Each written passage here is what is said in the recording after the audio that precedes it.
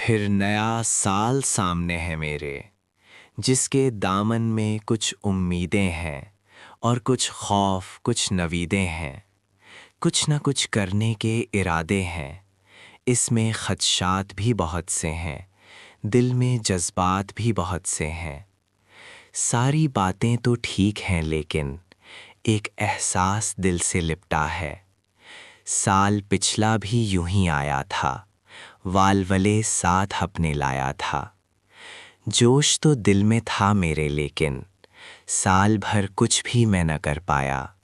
हाथ से सारा साल गवाया, फिर नया साल सामने है मेरे। बात जब छिड़ पड़ी नएपन की, एक अचानक ख्याल आया है। लाख इसको नया कहें लेकिन हसरतें सब मेरी वहीं होंगी। जब नए साल में मैं जाऊंगा, याद बातें पुरानी आएंगी। बीती घड़ियां भी साथ जाएंगी, साथ सब दर्दो गम पुराने हैं। क्या नए दुख भी इसमें आने हैं? और पूछो अगर हकीकत तो 20-19 का ही फ़र्क है बस, वरना सब कुछ वही पुराना है। वैसे का वैसा रहना है सब कुछ, मैंने खुद को नया बनाना है।